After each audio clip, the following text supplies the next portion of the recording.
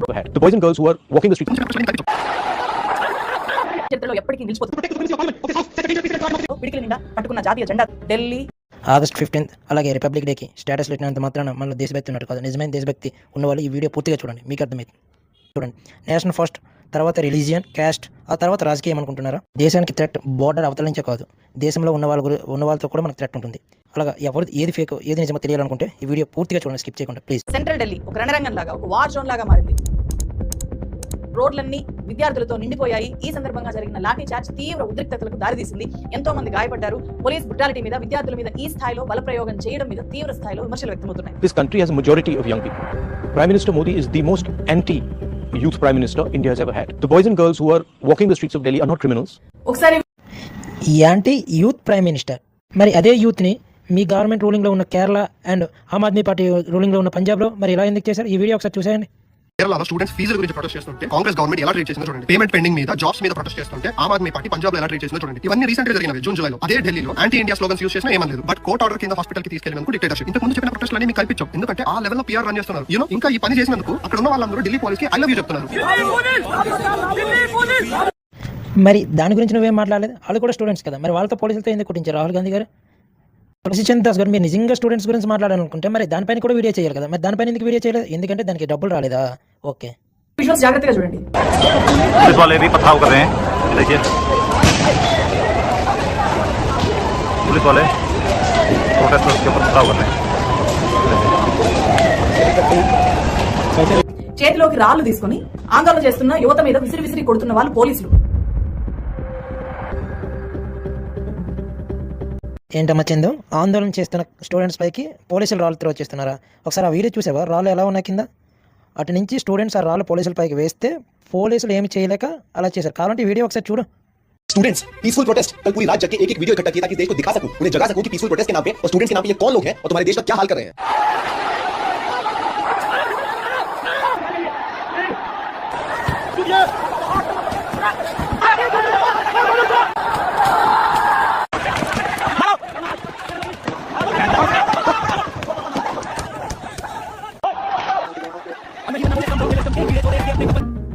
July 20, 2026 ఈ తేదీ మన దేశ చరిత్రలో ఎప్పటికీ నిలిచిపోతుంది. రెండు కారణాల వల్ల నిలిచిపోతుంది. ఒకటి, ప్రభుత్వం ఎంత అణచివేసినా, ఎంత భయపెట్టినా అణచివేతను ఎదిరించి భయాన్ని పాతాళంలోకి తొక్కుతూ, పాతాళంలోకి పాతిపెట్టి ఈ దేశ యువత ప్రజాస్వామ్యానికి ఆలయమైన పార్లమెంటును చేరుకోవడానికి పార్లమెంటు ఆవరణలోకి వెళ్లి. అవునా? మరి 2011లో నువ్వు సపోర్ట్ చేసే రాహుల్ గాంధీ ఏం మాట్లాడారో ఒకసారి చూసేయండి. రాహుల్ గాంధీ గారు ఒక అద్భుతమైన మాట చెప్పారు 2011లో. To protect the supremacy of parliament of this house sets a dangerous precedent for our democracy. ఈ రోజు ఇది పార్లమెంట్ మీద అటాక్ కావచ్చు, కానీ ప్రజాస్వామ్యం మీద అటాక్ రేపు ఏ వినాశనానికి దారి తీస్తుందో ఇది. చిదంబరం గారు ఇంకో అద్భుతమైన మాట చెప్పారు. Should we close down parliament and put a lock on it and undertake hunger strikes to come to decisions? This will only mean that whoever was able to undertake the longest hunger strike would win and get his demand accepted. ఓట్లు ఎన్నికలు ఎందుకు? Hunger strike ఎక్కువ రోజులు ఎవరైతే చేశారో వాళ్ళే చట్టాలు తయారు చేసుకుంటే సరిపోతుంది కదా. మన్మోహన్ గారు అయితే ఎకానమీని దెబ్బతీయడానికి తప్పితే ఇంకా దేనికి పనికిరాదు అన్నారు. We are now emerging as one of the important players on the world stage. There are many forces that would not like to see India realize its true place in the committee of nations. ఉద్యమానికి విద్రోహానికి తేడా ఉంటది. అది గమనించే తీరిక, ఓపిక లేదా వ్యవస్థను స్తంభింపజేసేది ఉద్యమం, వ్యవస్థను నాశనం చేసేది. రెండో కారణం, పార్లమెంటుకు నిజమైన ప్రభువులు పాలకులు కాదు, ఈ దేశ ప్రజలు, మేమే ప్రభువులు అని చెప్పి ఈ దేశ యువత చాటి చెప్పారు. అలాంటి ప్రజలు తల పగిలిన, లాఠీలు విరిగిన, ఎంతగా అణచివేసినా కూడా ముందుకు సాగుతూ వెళ్లారు. గుండెల నిండా ధైర్యంతో, పిడికిలి నిండా పట్టుకున్న జాతీయ జెండాతో ఈ దేశ యువత పార్లమెంటు వైపు కదిలింది కూడా ఈ రోజు. అది ఢిల్లీ చలో సంసద్ కార్యక్రమం. గాంధీజీ, అంబేద్కర్, భగత్ సింగ్తో వాంగ్చుక్ని పోలుస్తున్నావు ఏంటి? వాళ్ళకి వాంగ్చుక్ ఏమైనా తేడా ఉందా? వాళ్ళు దేశం కోసం పోరాటం చేసేవాళ్ళు, వీడు దేశాన్ని పక్క దేశానికి అమ్మేవాడు. ఒకసారి చూడు ఈ వీడియో.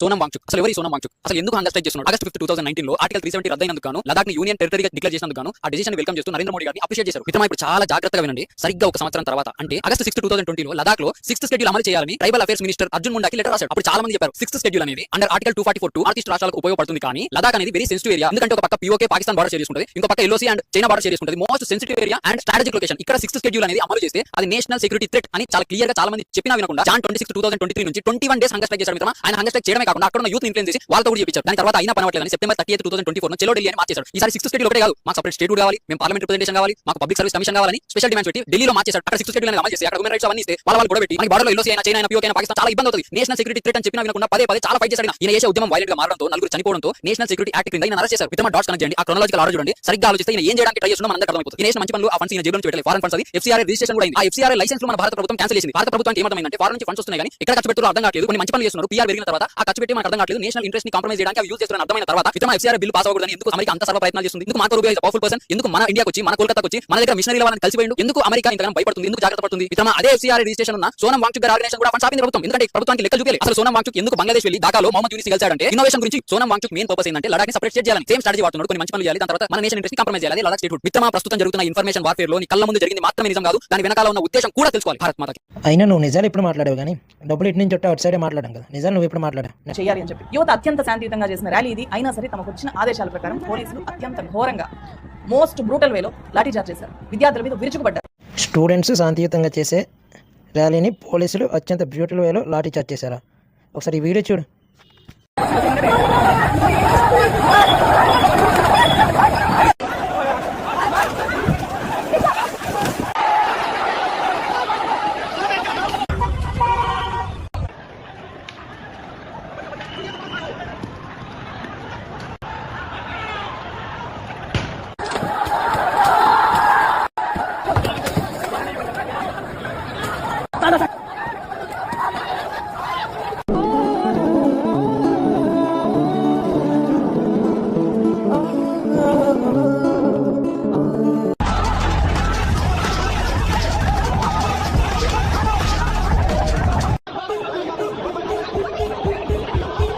మైక్ లో అభిజిత్ దీప్కే పిల్లల్ని కొట్టకండి అని చెప్పి వేడుకుంటున్న ఈ మాటలు వినండి ఒకసారి.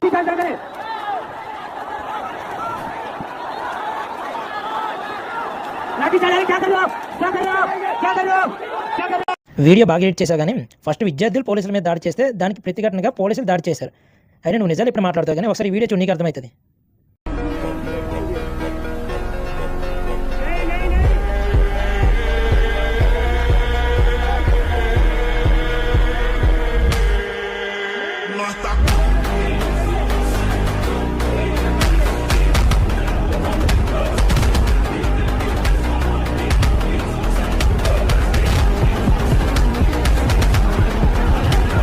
అడ్డుకున్నారు, ప్రతి కదలికను నియంత్రించాలి అని చెప్పి చూశారు. అంత పెద్ద సంఖ్యలో బలగాల్ని మోహరించారు. కానీ ప్రభుత్వానికి తమ ధర్మాగ్రహం తెలిసేలాగా చేయాలి అనే సంకల్పం ముందు సర్వ యంత్రాంగాలు ఫెయిల్ అయ్యాయి. యువత పార్లమెంట్ ఆవరణ వైపు దూసుకొస్తుంది కానీ ప్రధాని నరేంద్ర మోదీ కాన్వాయ్ పార్లమెంట్ నుంచి బయటకు వెళ్ళిపోయింది. పార్లమెంట్ లో ఈ ఇష్యూ మీద చర్చ జరుగుతుందేమో అని చెప్పి ఊహించారు, కానీ అలా ఏమీ కూడా జరగలేదు. అయినా మీరు ఇంత కష్టపడుతుంది, ఇన్ని ప్రొటెస్టులు చేస్తున్నది పార్లమెంట్లో ఈ బిల్ ఆమోదం అవ్వకుండా కదా మీరు చూస్తున్నారు. చూసే రియల్లీ విష్ ఫర్ డిక్టేటర్షిప్. అప్పుడు కానీ తెలియదు నిజమైన డిక్టేటర్షిప్ ఎలా ఉంటుందని. కాస్త ఆలోచించండి. అతను స్టార్ట్ చేసిన రోజు కానీ చేసిన 1 వీక్ కానీ స్టోరీ కూడా పెట్టాయి. వాడు ఈ రోజు ఇంత పుష్ చేయడానికి కారణం ఏంటో because of the 20th July FCRA bill. ఆ బిల్ ఎట్టి పరిస్థితుల్లో ఆగకూడదు. ఈ AISF కి, SFI కి, ఎక్స్ట్రీమ్ లెఫ్ట్ కి, కమ్యూనిజం కి, కమ్యూనిషన్ చెప్పుకుంటూ తిరిగే వాళ్ళకి వీలైనంత దూరంగా ఉండండి. మీకే తెలియకుండా ఈ దేశం మీద హెడర్ తీసుకొచ్చేస్తారు. వీళ్ళ ప్రాబ్లం ఏంటంటే నక్సలిజం పూర్తిగా తుడిచేసిన గవర్నమెంట్. ఇక మిగిలింది ఈ అర్బన్ నక్సల్స్. వాళ్ళ అస్తిత్వం కోల్పోతున్నారు. అదే వాళ్ళ భయం. బిగ్గెస్ట్ ఎగ్జాంపుల్ దట్ ఇడియట్ రండా రిలీజియన్ బయటికి చెప్పకుండా ముస్లిం బ్రెయిన్ వాష్ చేస్తున్నారు. ఆర్టికల్స్ ని చదవండి, హిస్టరీని తెలుసుకోండి. ఎప్పుడు ఫ్రంట్ పోస్టర్ మాత్రమే కదా, వెనకాల ఎజెండా తెలుసుకోండి. అడ్డమైన ట్రెండ్ కి పడిపోకండి. Nation is bigger than any other aspect in our country. మీ మైండ్ లో ఒకటి బలంగా ఇంతకు మించిన ఎక్స్క్లూజివ్ ఫుటేజ్ ఉండదు. మీడియా ఛానల్స్ ఏవి కూడా వీటిని చూపించే ధైర్యం కూడా చేయవు. సో ఇక్కడే మనం మీడియాని రెండుగా డివైడ్ చేయొచ్చు.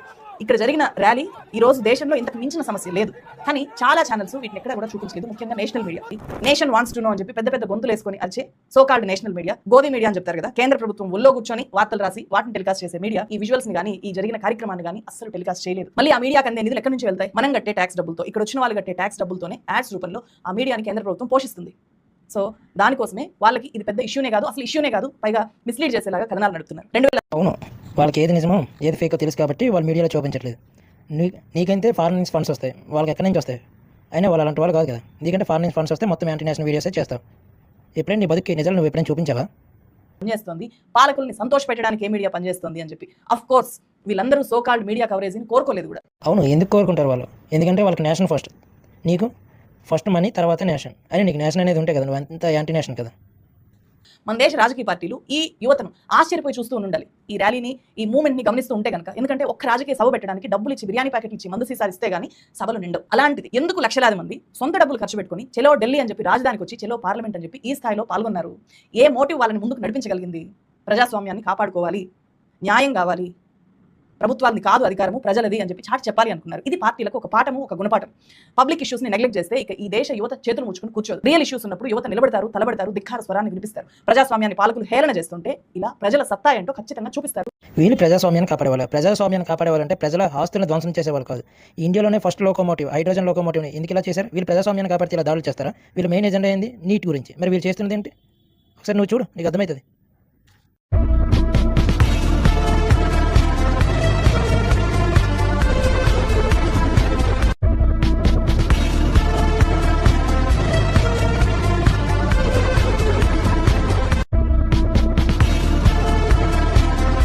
బాధ్యతాయుతంగా ముందుకు కదిలింది రోజు. ఈ ఉద్యమం మొదలవడానికి కారణం నీట్ ప్రశ్నాపత్రాల లీకేజీలే కావచ్చు. కానీ ఇక్కడ దాకా వచ్చిన ఈ యువత అంతా కూడా నీట్ సమస్యని ఎదుర్కోని వాళ్ళు, రకరకాల ఇష్యూస్ చూసి విసిగి వేసారిపోయిన వాళ్ళు, ఈ దేశం ఎంతటి ప్రమాదకరమైన స్థాయిలోకి వెళ్ళిపోతుందో చూస్తూ ఇంతకాలం ఊరుకొని ఇక మీదట ఎట్టి పరిస్థితుల్లోనూ ఊరుకోకూడదు అని చెప్పి అది ఈ ర్యాలీ చెప్తోంది. ఎంఐ చేతిలో ఉండే ప్లకార్డ్ చూడండి ఒకసారి. The power of the people is greater than the people in power. అధికారంలో కూర్చున్న వాళ్ళకంటే కూడా ఆ అధికారాన్ని ఇచ్చిన ప్రజలు చాలా గొప్పవాళ్ళు. అలాగే ఈ చిన్నారి పాప ఏం చెప్తోందో చూడండి. Please save my future. అవును, ప్రజాస్వామ్య దేశాన్ని నియంతృత్వ పోకడల్లోకి నెట్టేస్తున్న పాలకుల నుంచి ఇలాంటి పిల్లల భవిష్యత్తును కాపాడడానికి ఈ దేశ యువత మరి ఆ చిన్న పాప చెప్పింది సరే, మరి వీళ్ళంతా ఎందుకు ఇలా చెప్తున్నారు?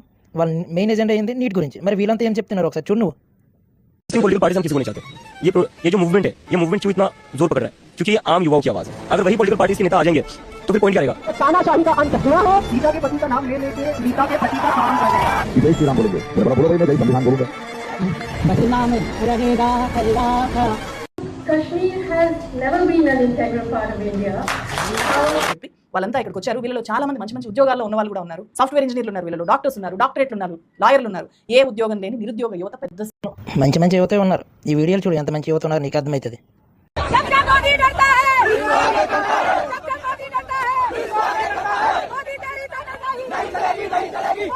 Wake up to reality. Guys ये देखो, ये क्रिकेट टांग। तो गाइस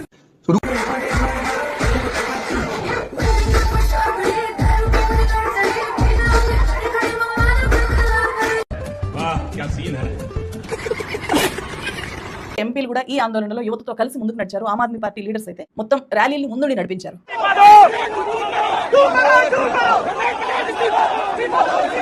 अंदर हाउस में हमारी व्हाट्सएप जैम कर दिए, गेट बंद कर दिए। क्या सरकार है? पार्लियामेंट बच्चों का हक है। जो किसानों के साथ ऐसे ही किए, शर्म नहीं? नीट एग्जाम फेल हुआ, मंत्री को लेके गोद में తులసి చందిదాస్ నీకన్నట్టుంది శరం నాయ అని. అసలైన నీటి ఎగ్జామ్ విద్యార్థులు ఎవరో ఈ వీడియోలో చూడు, వాళ్ళు ఎంతగా సంబరాలు చేసుకుంటున్నారు.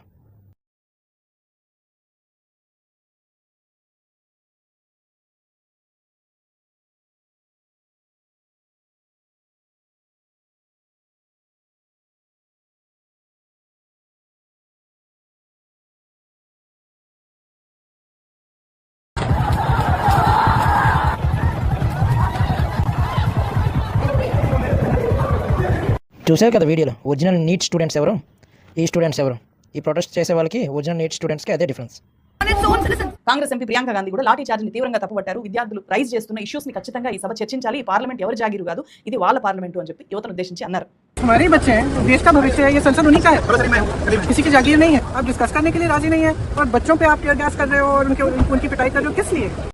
ప్రియాంక గాంధీ గారు మంచిగా చెప్పారు కానీ బచ్చే అమారే. మరి అదే స్టూడెంట్స్ని మీ గవర్నమెంట్లో రూలింగ్లో ఉన్న కేరళలో అలా ఎందుకు చేశారు? ఈ వీడియోలో చూడు. మరి అక్కడ ఒక న్యాయం ఇక్కడ ఒక న్యాయమా? केरल में राहुल गांधी की सरकार विद्यार्थियों के ऊपर पानी और लाठियां चलवा रही है। जी हाँ, अब शायद चर्चों को तो दिखाई नहीं देगा, लेकिन मैं आपको बता दूं, केरल के तिरुवनंतपुरम में कॉलेजों की बढ़ती हुई फीस को लेकर स्टूडेंट फेडरेशन ऑफ इंडिया के विद्यार्थी प्रोटेस्ट कर रहे थे और छात्र लगातार यही कह रहे थे। ये कहते हैं कि हम विद्यार्थियों की समस्याओं को लेकर संसद में खड़े हैं, तो वहीं दूसरी तरफ केरल में आप ही की सरकार विद्यार्थियों का स्वागत पानी और लाठी से करती है।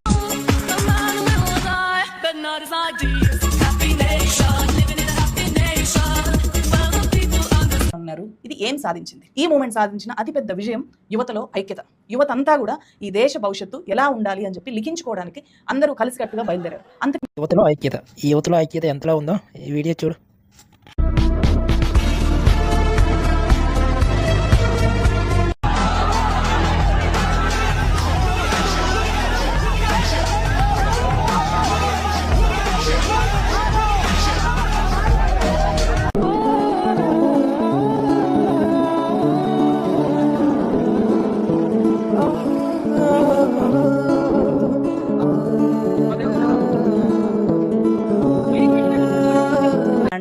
మూడోది, నీట్ 2026 పేపర్ లీక్స్ వల్ల ఆత్మహత్య చేసుకున్న విద్యార్థుల కుటుంబాలకు ₹1 పరిహారం ఇవ్వాలి. అలా కొనసాగిన కేంద్రం సీజేపీ లీడర్లతో చర్చలు జరిపిన వాంగ్చుక్ మాత్రం ఇప్పటికీ తన నిరాహార దీక్షను కొనసాగిస్తున్నారు. ఆయన ఈ ప్రోగ్రాంలో పాల్గొనాల్సింది మార్నింగే. నేను నా హెల్త్ కండిషన్ బానే ఉంది, నన్ను తాత్కాలికంగా అనుమతి ఇవ్వండి, నేను వెళ్ళి పార్టిసిపేట్ చేస్తాను అని చెప్పి. అవునా? ఆ వాంగ్చుక్ చేసిన కార్యక్రమం ఏమంటే ఆ వాంగ్చుక్ గురించి పూర్తి డీటెయిల్స్ ఈ వీడియోలో చూసేయండి. మరి మీకు ఒక ఎగ్జాంపుల్ చెప్తానండి. 1953లో మద్రాసు రాష్ట్రం ఉండేది, తెలుగు రాష్ట్రం అప్పటికి ఏర్పడలేదు. సో తెలుగు వాళ్ళకి రాజకీయ పరంగా, భాష పరంగా, సామాజిక పరంగా అన్యాయం జరుగుతుందని పొట్టి శ్రీరాములు గారు నిరాహార దీక్ష కూర్చున్నారు. ఎన్ని రోజులు? 56 రోజులు. ఈ 56 రోజుల్లో ఏ రోజు భారత ప్రభుత్వాన్ని తిట్టలేదు, ఇండియన్ ఆర్మీని తిట్టలేదు, రాముని తిట్టలేదు, హిందూ మతాన్ని తిట్టలేదు. అలాగే తమిళ వాళ్ళు కూడా ఎక్కడ తిట్టలేదు. తెలుగు వాళ్ళకి హక్కులు కావాలి, తెలుగు వాళ్ళకి సపరేట్ రాష్ట్రం కావాలని మాత్రమే నిరాహార దీక్ష కూర్చున్నారు. చివరికి ఆయన జీవితం కూడా త్యాగం చేశారు. 56 రోజుల తర్వాత ఆయన చనిపోయారు. నేను చెప్పాలనుకుంటే ఏంటంటే ఆయన ఎజెండా ఏంటి? రాష్ట్రం కావాలి. దానికోసం ఆయన ఏం చేశారు? హంగర్ స్ట్రైక్ చేశారు. తర్వాత ఆయన ప్రాణాలు కూడా చేశారు. అంటే ఇట్స్ జెన్యూన్ కాజ్. ఆయన చేసిన నిరాహార దీక్ష వల్ల ఆంధ్ర రాష్ట్రం ఏర్పడమే కాకుండా భాషా ప్రాతిపదికన కొత్త రాష్ట్రాలు ఏర్పడడానికి పునాదులు పడ్డాయి. అలాగే తమిళనాడు, కేరళ, కర్ణాటక ఇవన్నీ భాషా ప్రాతిపదికన కొత్త రాష్ట్రాలుగా ఆవిర్భవించాయి. ఇప్పుడు సోనం వాంగ్చుక్ గురించి మాట్లాడదు. ఇంటర్నెట్ ఆయన ఒక హీరోగా భావిస్తుంది. ఎందుకు? 3 Idiots సినిమా ఆయన మీద తీశారని. ఇది నిజమా? కాదు. తర్వాత ఆయనకి 400కి పైగా పేటెంట్లు ఉన్నాయని చెప్తారు. ఆయనకి నిజంగానే ఒక్క పేటెంట్ అయినా ఉందా? లేదు. గవర్నమెంట్ ఆయనకి యూనివర్సిటీ కట్టమని ల్యాండ్ ఇచ్చింది. కట్టారా? కట్టలేదు. గవర్నమెంట్ ల్యాండ్ వెనక్కి తీసేస్తుంది. తర్వాత మిలిటరీ వాళ్ళకి ఎక్స్ట్రీమ్ కండిషన్స్ లో షెల్టర్ కోసం ఇగ్లూ స్టైల్ షెల్టర్స్ ని ఆయన ఇంట్రడ్యూస్ చేశారు. దానికి ఆర్మీ ఒక 40 వరకు కాంట్రాక్ట్ కూడా ఇచ్చింది. తర్వాత అది కాపీ ఐడియా, ఈయనకి పేటెంట్ లేదు అని తెలిసిన తర్వాత దాన్ని క్యాన్సిల్ చేశారు. తర్వాత అన్నిటికన్నా మెయిన్ది FCRA బిల్. ఈయనకి కొన్ని వేల కోట్లు బయట నుంచి ఫండింగ్ వస్తుంది. ఇప్పుడు ఆ ఫండింగ్ అంతా ఆగిపోతుంది. Hence the NEET protest. నాయకులు అమ్ముడుపోవచ్చు ఈ దేశంలో, కానీ ప్రజలు మాత్రం ఖచ్చితంగా ఉద్యమాల్ని నిర్మిస్తారు, ప్రజాస్వామ్యాన్ని కాపాడుకోవడానికి ముందుంటారు అని చెప్పి ఒక గొప్ప సందేశాన్ని పార్లమెంట్ సాక్షిగా, జంతర్ మంతర్ సాక్షిగా ఈ యువతంతా కూడా ఇచ్చారు. అవును, యువత అంతా మంచి సందేశమే ఇచ్చారు. నిజమైన దేశ యువత ఇలా ఎవరు కూడా చేయరు. నీటి గురించి సమస్య, ఆ సమస్య గురించి మాట్లాడారు నీటి గురించి. బట్ వాళ్ళు చేస్తున్నది ఏంటి? దేశ విద్రోహ శక్తులకు సపోర్ట్ చేయడం, ఆర్మీని తిట్టడం, RAF ఫోర్స్ని కొట్టడం. అది దేశ యువత చేయవలసిన పని. ఈ వీడియో చూడు, మీకు అర్థమవుతుంది.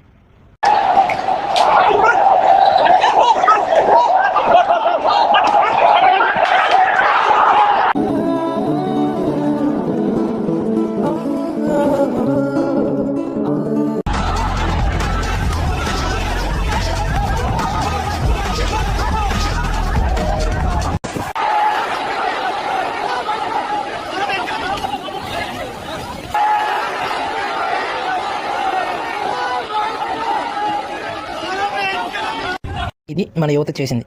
నీ వీడియోలో ఓన్లీ వన్ సైడే చూపించా బాగా. సెకండ్ సైడ్ ఇది ఒక్క దగ్గర కూడా ఏం చూపించలేదు. పోలీసులు కుట్టింది కూడా. అలాగే వాళ్ళే నిజంగా దాడి చేయాలనుకుంటే వాళ్ళ ప్రొటెక్షన్ అని చెప్పేసి 2 రౌండ్లు గాలిలో కార్పులు చేస్తే వాళ్ళ దగ్గర గన్స్ కూడా ఉన్నాయి. బట్ ఒక్కసారి కూడా యూజ్ చేయలేదు అవి. దాన్ని ఏమంటారు?